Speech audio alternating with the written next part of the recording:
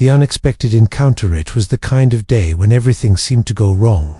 The airport terminal buzzed with a steady hum of activity, the harsh fluorescent lights above flickering intermittently. Jonathan Carter, dressed in a suit that screamed wealth, stood near the first-class lounge. He was tired, but he didn't mind. After all, he had earned his seat. As the CEO of one of the top global corporations, Jonathan had a habit of flying first class. It was his way of disconnecting from the world below and embracing the luxurious isolation that his success allowed. Today, however, was different. He had been running on fumes after a grueling week of meetings and business deals, and all he wanted was to relax on the flight to his next big business destination. But as he approached the gate, something was wrong. The flight attendant, a young woman with sharp eyes and a nonsense demeanor, stood in front of the door to the first-class cabin. Her posture was rigid, as if she was guarding a secret. "I'm sorry, sir," she said, her voice cold and professional, "but your seat is in economy today." Jonathan blinked, momentarily taken aback. This was impossible. He had been booked in first class for weeks. He could feel the tension building in his chest. He glanced at the boarding pass in his hand, then back at her. "I believe there's been a mistake," Jonathan replied, his voice steady but carrying an edge. "I'm a first-class passenger. That's my seat."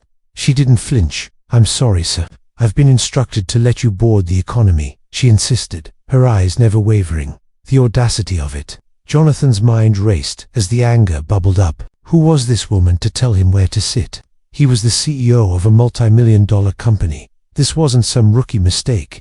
This was an affront to his status. He took a step forward, his jaw tightening. "You don't know who I am, do you?"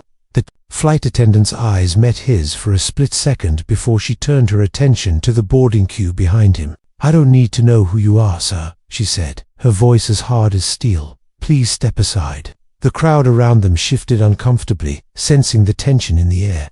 Jonathan could feel the eyes of the other passengers on him, but that didn't matter. He had been denied access, and his pride wouldn't let him back down. Without saying another word, Jonathan stepped up to the woman, his posture firm. He placed the boarding pass in her hand, his gaze unwavering. "I suggest you fix this," he said, his voice low but laced with a quiet threat. The flight attendant's eyes flickered briefly, an emotion passing through them that Jonathan couldn't quite decipher.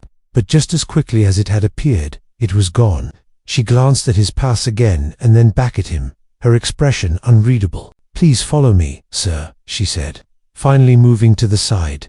Jonathan was about to walk past her with a victorious smirk when something unexpected happened. As he turned to enter the cabin, he felt her hand on his arm. It wasn't a forceful grip, but it stopped him dead in his tracks. "Sir, I should warn you," she said, her voice dropping just below the noise of the terminal. "You may not want to sit there. Not today." Jonathan paused, confusion flickering across his face. "What do you mean?" Her grip loosened, and she took a step back, her eyes now scanning the first-class cabin. The tension in the air seemed to increase as the words she spoke next hung in the space between them, heavy with an unspoken warning. "There's more to this flight than you realize," she said quietly, almost as if she were speaking to herself. Jonathan's heart skipped a beat. There was something about her, something that didn't quite add up. But before he could respond, the door to the cabin was suddenly shut with a loud, final thud. The CEO's dilemma. Jonathan stood frozen for a moment, feeling the weight of the door closing before him. He turned to look back at the flight attendant, but she was already walking away, her figure disappearing into the crowd. He felt a chill in his spine, as if something deeper was at play. Then a mere seating mix-up. He made his way down the jet bridge toward the airplane door, his mind racing with questions. Why would she refuse him access? Why the cryptic warning just moments ago? Was she trying to tell him something was wrong? Was he walking into a trap? Jonathan's usual calm and collected demeanor was slipping. He hated this feeling, the feeling of being out of control. He had always prided himself on being the one to make decisions, the one to have answers, but now it was different. The usual confidence he carried was slowly being replaced by an unfamiliar uneasiness. He reached the plane's entrance. He noticed the other flight attendants standing nearby. They seemed to be talking in hushed tones, their eyes flicking toward him as if they were aware of something he wasn't. Jonathan's gaze met theirs, but no one spoke, no one acknowledged him. A low hum of discomfort spread through him like an electric current, but he pushed it aside, forcing himself to step Onto the aircraft he was about to face. Whatever was waiting inside the flight was going to happen no matter what, and he wasn't going to back down from this challenge. No matter how strange it had become, he stepped into the aisle of the plane, his eyes scanning the luxurious first-class section in front of him. Nothing appeared unusual. The plush leather seats gleamed under the soft lighting, the smell of fresh linen filled the air, and everything seemed in its perfect place, yet something felt off. The atmosphere was thick, as if something unseen loomed over the cabin. Jonathan's heart beat faster as he took slow, deliberate steps forward, his mind still reeling from the interaction outside. But there was no turning back now, no more second-guessing. He walked toward the seat assigned to him, determined to ignore the sense of dread building inside him. Then he saw it, the flight attendant from earlier, standing at the front of the cabin, her back turned to him as she spoke with another passenger. Jonathan hesitated for a moment before making his way to the seat she had originally pointed to, in economy. As he sat down, the weight of the situation pressed on him harder than ever, but he refused to acknowledge it. He had worked too hard to get here. He wasn't going to let a small obstacle like this make him feel small or weak. But just as he began to settle into the seat, the intercom overhead buzzed to life. A low voice crackled through the speakers. Jonathan's eyes narrowed as he listened, the captain's voice sounding calm, yet there was an unmistakable undertone of tension. "Ladies and gentlemen, we are about to begin our descent. Please make sure your seatbelts are securely fastened and all personal items are stowed away. We'll be landing shortly." That should have been reassuring, but it wasn't. Something about the way he said it made Jonathan's stomach flip over, and for the first time that day he felt his pulse quicken. Was it just the tension of the flight, or was there something more happening beneath the surface? The flight continued uneventfully, at least on the outside, but Jonathan's senses were on high alert. The strange tension never lifted. He looked at the other passengers around him, but none of them seemed to notice anything out of place. They sat with their own distractions, oblivious to the unease crawling up Jonathan's spine. Hours passed before the plane finally began its descent into its destination. Jonathan didn't know what he had been expecting, but it certainly wasn't what he found. When the plane landed, the cabin emptied quickly, but Jonathan stayed in his seat. Long after the last of the passengers had left, he couldn't shake the feeling that there was something he was missing, something important. He still didn't know why that flight attendant had acted the way she had, or what her warning had meant. As he stepped off the plane, the confusion and unease grew even stronger now that he was back on solid ground. He expected everything to settle back into its normal rhythm, but instead it only deepened. He moved toward the baggage claim area, feeling every eye in the terminal follow him. Though no one spoke to him this time, the attention wasn't flattering. It was something else, something darker. Jonathan's mind raced as he scanned the crowd. His thoughts scattered. He couldn't let his guard down. Not now. Not after everything that had happened during the flight. His instincts told him something was wrong, but he didn't have the answers yet. He needed them. He needed to know what was really going on. He had to find out who was behind this, why the flight attendants had treated him so differently, why that one had warned him in the first place. He walked toward the exit. A figure stepped in front of him, blocking his path for a moment. Jonathan didn't recognize the person, but the moment he looked up into the person's eyes, he froze. A sense of recognition flooded him. Which the flight attendant from earlier, the one who had refused to let him board first class. Her expression was unreadable, but her eyes locked onto his, as if she knew exactly what he was thinking. "You shouldn't be here," she said in a low voice, just loud enough for him to hear. Jonathan's chest tightened. He opened his mouth to speak, but she shook her head, quickly cutting him off. "I don't have time to explain everything right now, but trust me, you're in danger," she said, her voice filled with an urgency that sent a chill through Jonathan's bones. The words hit him harder than anything had that day. He had expected to feel frustration or anger, but instead a sense of real fear settled into his stomach. The woman looked around quickly, as if checking for anyone who might be watching. Then she stepped closer to him, lowering her voice. "Get out of here now while you still can," she warned him before turning and disappearing into the crowd. Jonathan stood there in shock,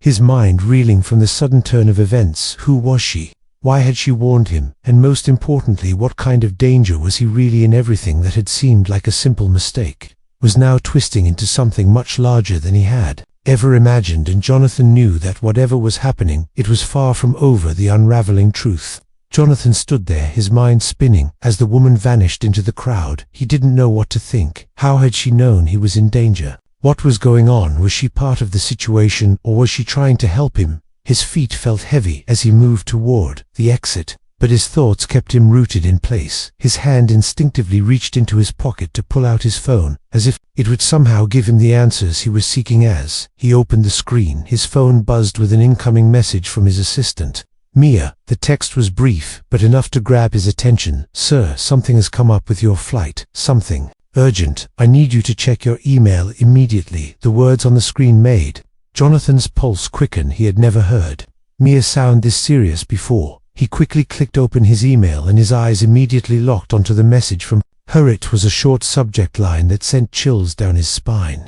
"Flight details, urgent notice." Without wasting another second, he opened it and began reading. The email was strange, filled with codes and encrypted language, but there was one clear message at the top of the email, in bold red letters: "Do not trust the flight attendants." He stared at the screen, his heart pounding in his chest. What did this mean? Who could he trust? Was the warning real, or was it just some twisted joke? The rest of the email explained some details he didn't fully understand. References to company codes and governmental symbols and warnings that meant nothing to him, but the words, "Don't trust the flight attendants," seemed to echo louder than everything else. He quickly stood up and began pacing back and forth. The terminal was empty now, with only a few stragglers lingering in the corner, but Jonathan didn't notice. He was too consumed by the message and the unsettling truth that had begun to sink in. His flight wasn't just delayed or misplaced. There was something more sinister at play, and somehow he was at the center of it. His mind reeled back to the encounter with the flight attendant, the one who had refused to let him board first class, and the cryptic words she had said.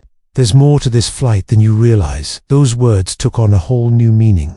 Now he wasn't just facing a simple mistake or bad customer service. He was in the middle of something much bigger, something dangerous and hidden in plain sight. As Jonathan stood there, his eyes darting around the terminal, he tried to make sense of it all, his mind racing through every possible explanation, but none of them made sense. The more he thought, the more questions piled up with no answers in sight. Then the unmistakable sound of footsteps approaching broke his thoughts. Jonathan looked up and saw a figure walking toward him. It was the flight attendant again, the same one who had warned him earlier. This time she wasn't looking around nervously or trying to blend in. She walked directly toward him with purpose, her eyes locked on his, and her face set in determination. Jonathan's heart skipped a beat. He didn't know if he should feel relief or fear. The woman who had warned him was here, and she was about to speak again. "Are you following me?" Jonathan asked, his voice hoarse. He didn't know if he was still in danger, or if this was his chance to finally get the answers he needed. The woman stopped just a few feet away from him, her gaze never leaving his, and she nodded slowly before speaking. "You don't understand yet, but you will soon,"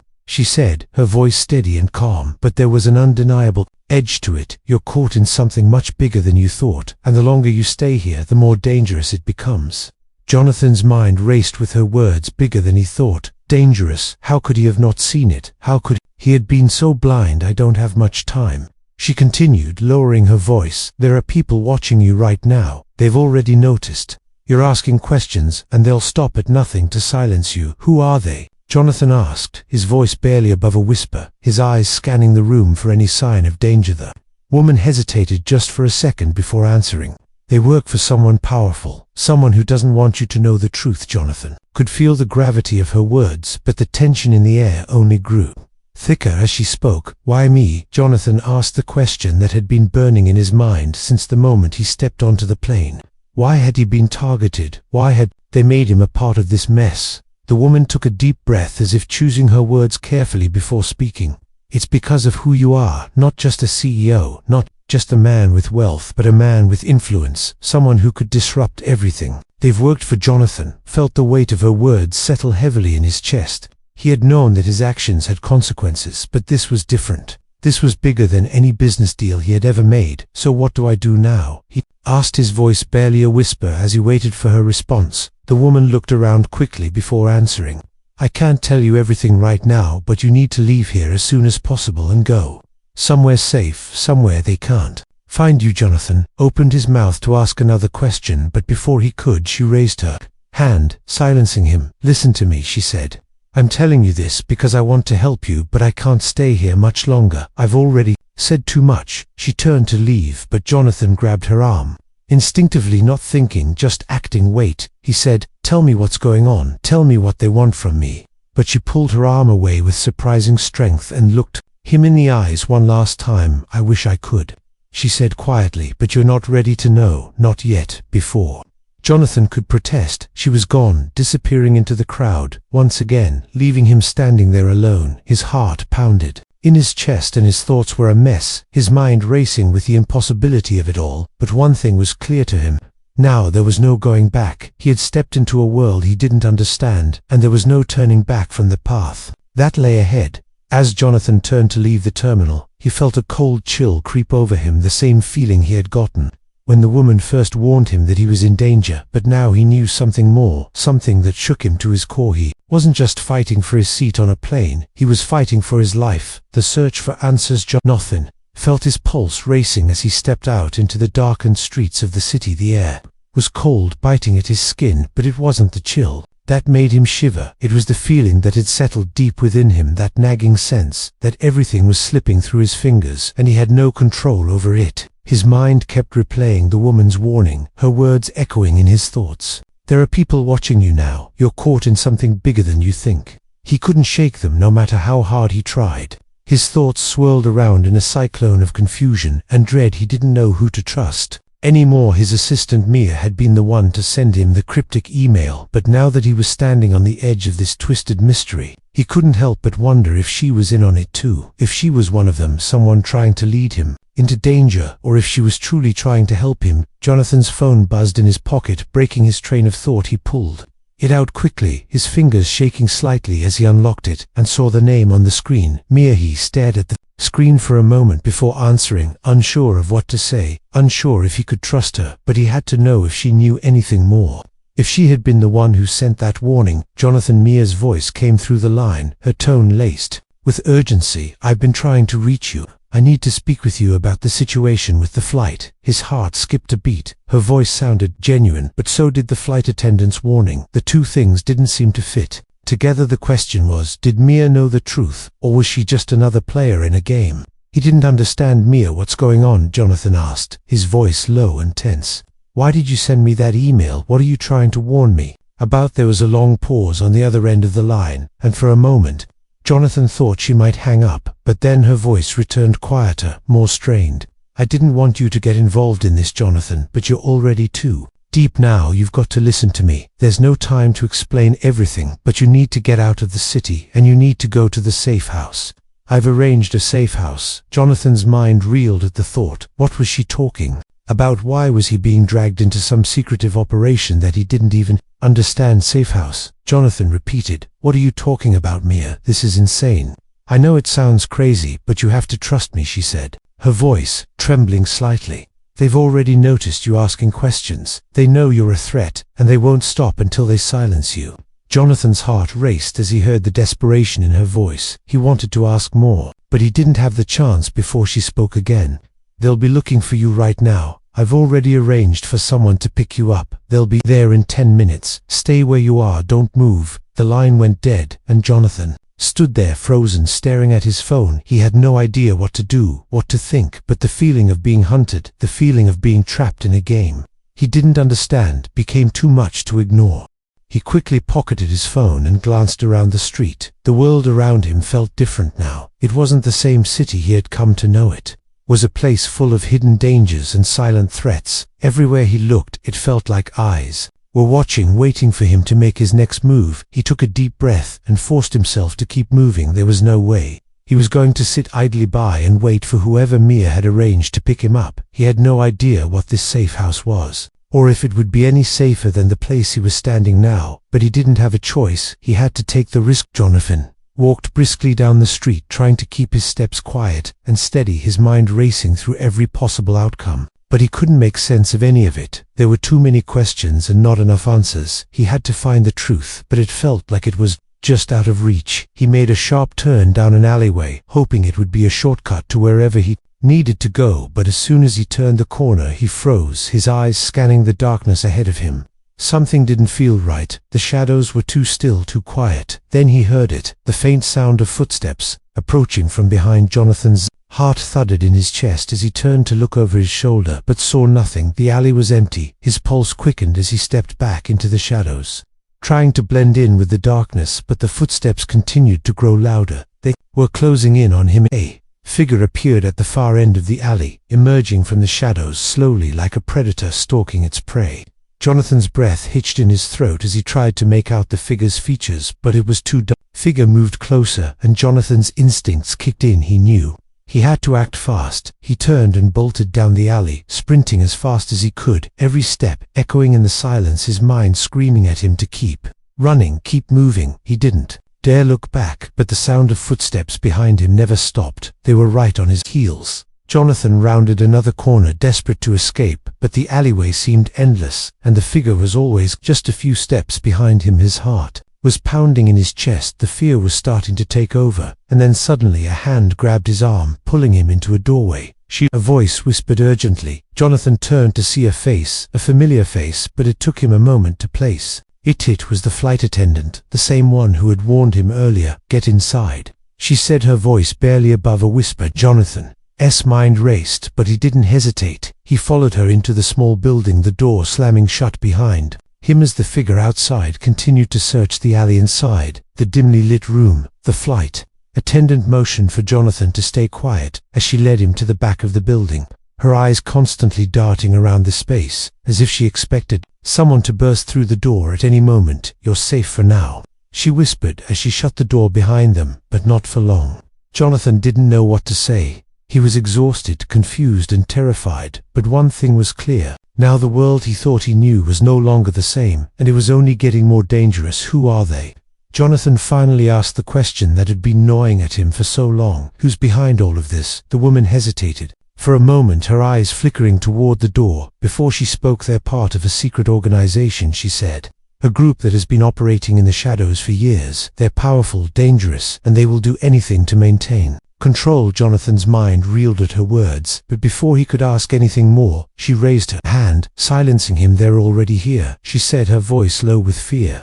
"And we don't have much time." The final confrontation. Breath was shallow, his pulse erratic, as the woman's words echoed in his mind. "They're already here." It felt like time itself was bending and warping around him. He stood frozen in place, the darkened room pressing in on him, the only sound the distant hum of the city outside, and the rapid beating of his own heart. The flight attendant moved quickly, checking the door again, her eyes scanning the shadows in the room before she turned back to him. "You have to leave now," she whispered urgently. "If they find us here, we won't get out in time." Jonathan's mind was still spinning, too many things happening too quickly, but one thing was clear. If he didn't act now, there wouldn't be another chance to escape. He had to make a choice right then. He looked at her face, her eyes full of concern, but there was something else there, a depth that Jonathan hadn't noticed before, as if she was carrying a burden much heavier than anything he could understand. "Who are you really?" Jonathan asked, his voice barely a whisper, though he couldn't help himself.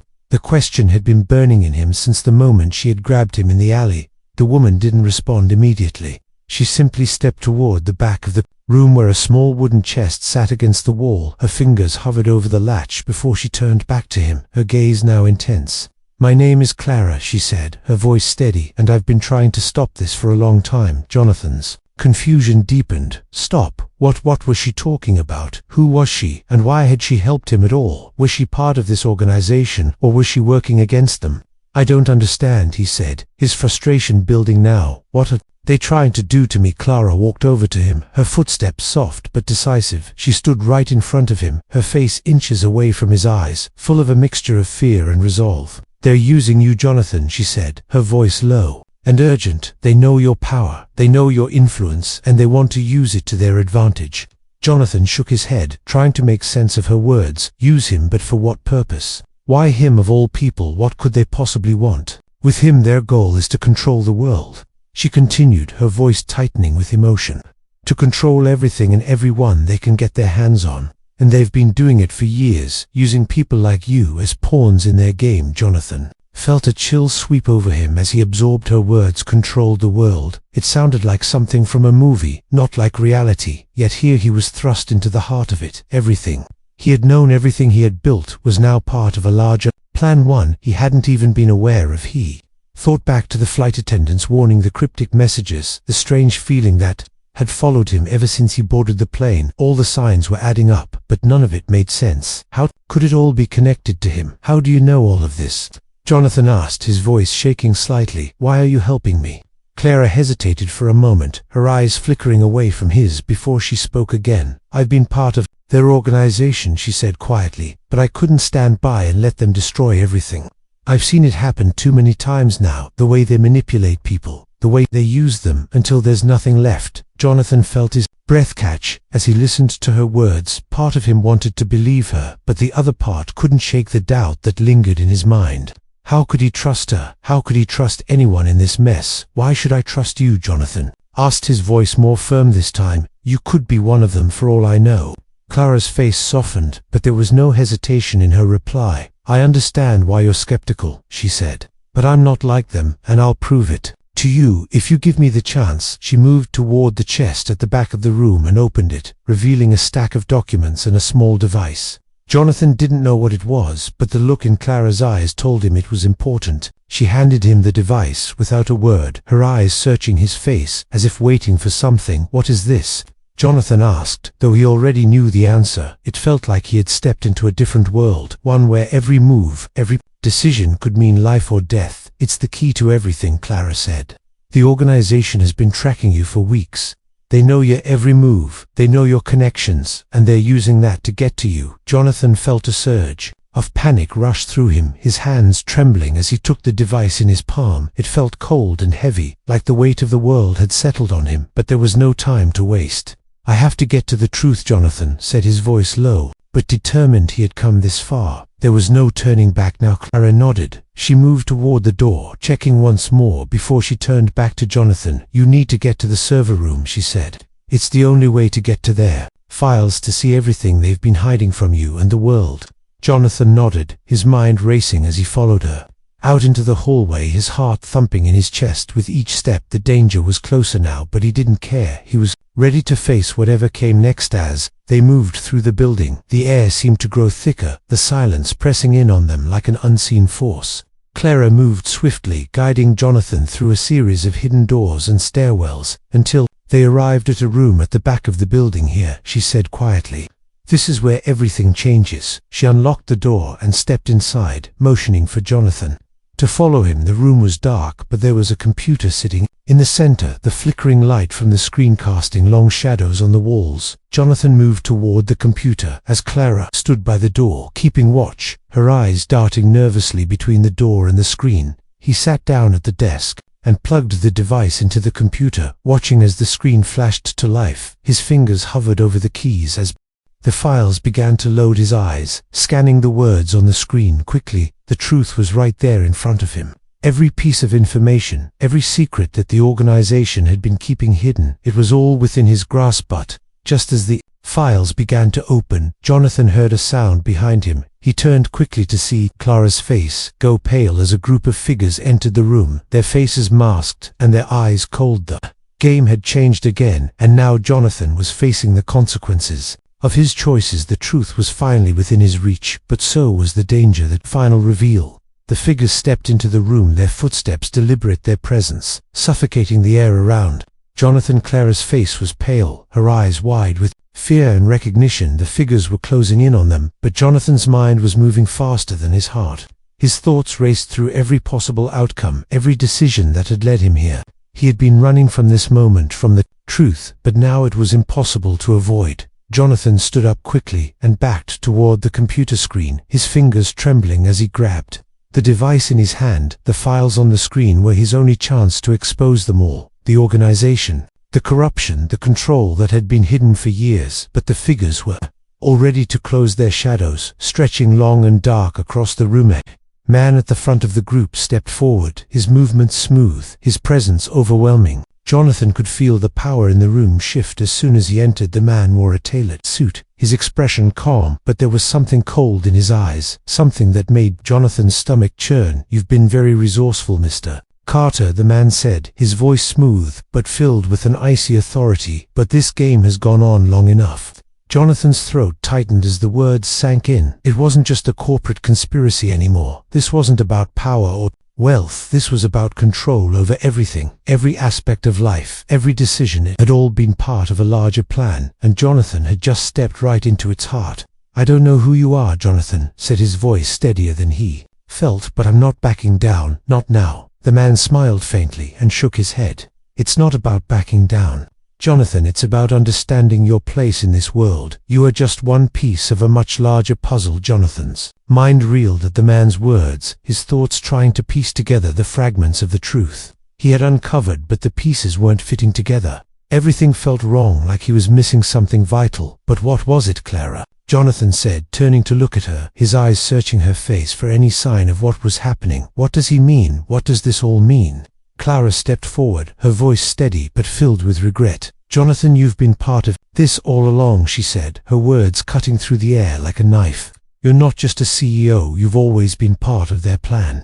The words hit Jonathan like a punch to the gut. His mind struggled to comprehend them. Part of their plan? How could that be? He had spent his life building his company with integrity. How could he be part of something so Clara continued, her voice softer now, but no less urgent. "Your company, your influence, it was all a tool for them, a way to manipulate the market, to control the world's economy. It wasn't just about business, it was about creating the perfect framework for control." Jonathan felt his world tilt. Everything he thought he knew, everything he had worked for, was being shattered before his eyes. He had been used, and he hadn't even known it. His entire career had been a pawn in their game, and he had been too blind to see it. "You're wrong, Jonathan," whispered his voice, shaking but firm. "I didn't know any of this. I've worked hard to build something real, something that matters." The man in the suit stepped closer now, his smile widening, as if he had anticipated Jonathan's resistance. "That's what makes you the perfect candidate, Jonathan," he said, his voice dripping with condescension. "You believed you were building something of value, while all along you were building exactly what we needed, a way to reshape the world to fit our vision." Jonathan's breath caught in his throat. The realization was too much, too fast. He couldn't process it all, but there was no time to fight it, no time to deny it. The truth was out, and it was bigger than him. "You've been a part of this from the beginning," the man continued, his voice colder now, "and now it's time to finish it." Jonathan's mind spun faster and faster, the weight of what he was hearing threatening to crush him. He had spent years in the world of business, making decisions, making moves based on what he thought was right, and yet here he was realizing that those very decisions had played right into the hands of the people. He now stood against Clara, looked at Jonathan, her face filled with regret, but also with a strange sense of determination. "It's not too late, Jonathan," she said, her voice steady. "You can still stop this. We can still take them down." The man in the suit scoffed and stepped forward, blocking Jonathan's view of Clara. "It's too late for that," he said coldly. "You're already involved in something much larger than you can understand now. It's time for you to do your part." Jonathan's heart pounded in his chest as the man reached out to grab him, but Clara moved faster than Jonathan could react. She stepped between them, pushing the man back with a strength that surprised him. "Not this time," she said, her voice sharp and commanding. "You don't get to control him anymore." The room seemed to freeze for a moment, Clara's words hanging in the air as the figures in the room shifted uncomfortably. The man in the suit stared at her for a long moment before he spoke again. "You don't know what you're doing," he said, his voice filled with an icy threat. "You can't stop what's already in motion." Clara didn't back down, her eyes fierce and unwavering. "We'll see about that," she said, and with that she reached for the device in Jonathan's hand. Jonathan felt the weight of her words, her resolve like a spark in the dark. His mind was still racing, but in that moment something inside him clicked. He knew what he had to do. He wasn't going to let them control him. Not anymore. As Clara took the device and plugged it into the computer, she started typing quickly, her fingers flying over the keys. As the screen flickered to life, the man in the suit watched her closely, but there was nothing he could do to stop her. "What are you doing?" Jonathan asked, his voice rising with the tension in the air. "What's on that device?" Clara didn't answer, her eyes fixed on the screen as the files began to load before Jonathan's eyes. He saw the truth laid bare, the entire network of corruption, every deal, every transaction, every manipulation. It was all there, in black and white, and the worst part was Jonathan realized how deep the web went. The man in the suit moved quickly, reaching for the device, but Clara was faster. She pulled it out of the computer and turned to face him, her eyes sharp and full of defiance. "You've lost," Clara said quietly. "It's over." Jonathan didn't know if he believed her yet, But as he looked at the screen at the files that revealed the truth, he knew one thing for certain: he wasn't going to let them win the end.